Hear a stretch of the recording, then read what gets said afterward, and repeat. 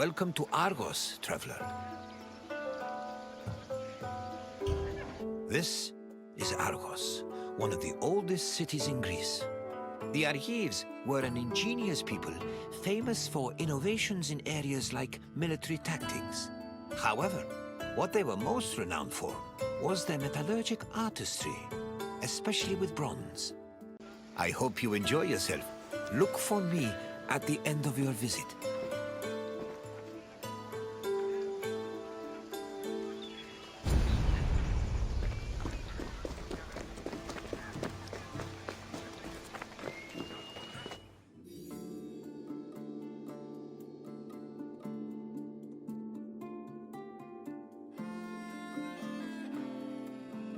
The area that would become Argos was inhabited as early as the 3rd millennium BCE, but it was in the 7th century BCE that it officially became a city-state.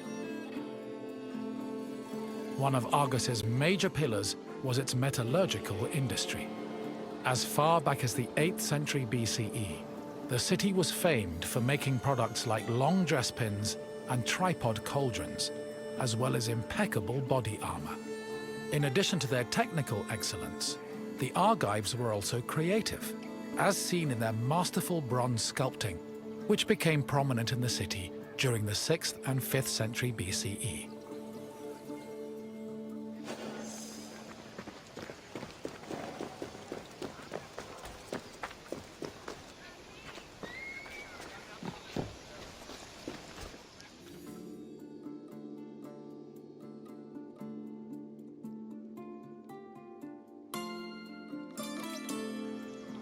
Bronze is an alloy composed of 90% copper and 10% tin.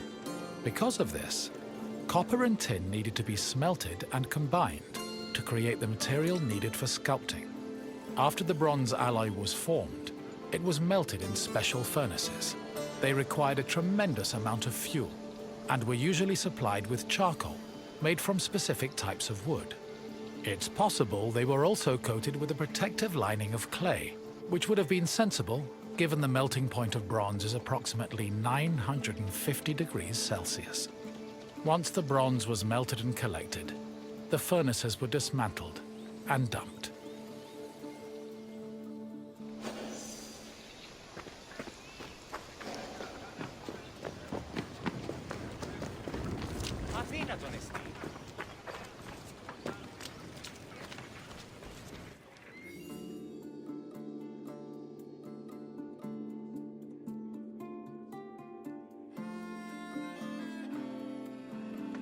In the 8th century BCE, most small-scale statues were molded using a complicated and lengthy method called solid lost wax casting. From the 7th century BCE onwards, metalworkers adopted the more efficient hollow lost wax casting. At its core, this process involved using sculpting models from wax, making molds over these models, then filling the molds with bronze to produce the desired shapes. The process was advantageous because it saved on materials, produced lighter statues, and reduced the chance of possible defects.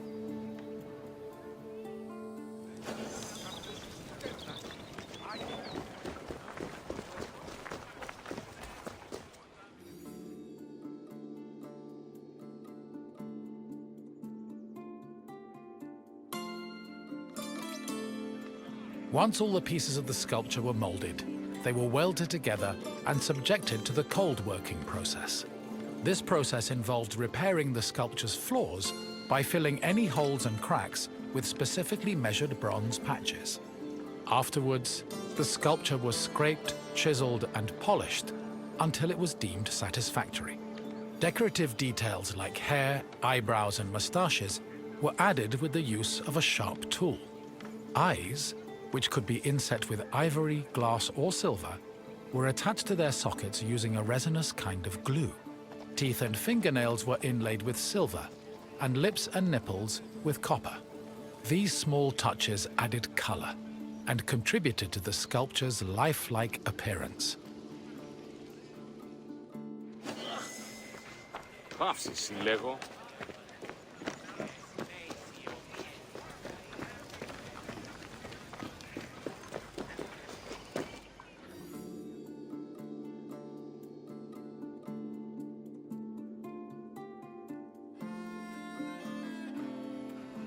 bronze sculptures have a long and varied history in Greece. During the geometric period of 900 to 700 BCE, the sculptures mainly depicted idealized heroes, charioteers, and horses, and most of them were dedicated to sanctuaries. The Orientalizing period followed in the 7th century BCE. During this time, Greeks began adopting sculpting techniques from the East, and the depicted statues expanded to include mythological creatures like griffins and sphinxes. The Archaic period saw statues that reflected a better understanding of human anatomy, which eventually culminated in the realistic and powerful human sculptures of the Hellenistic period.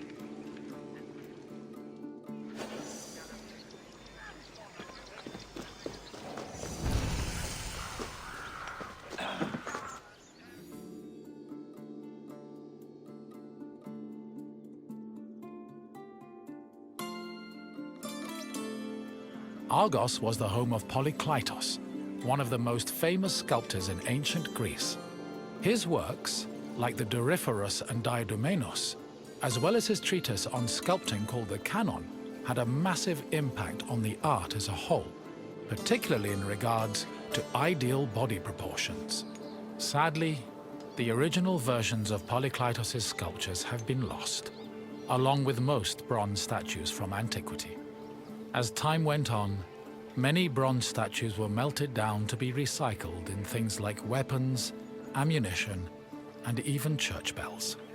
Because of this, marble copies from the Roman period are our best evidence of the masterpieces of Greek sculpture.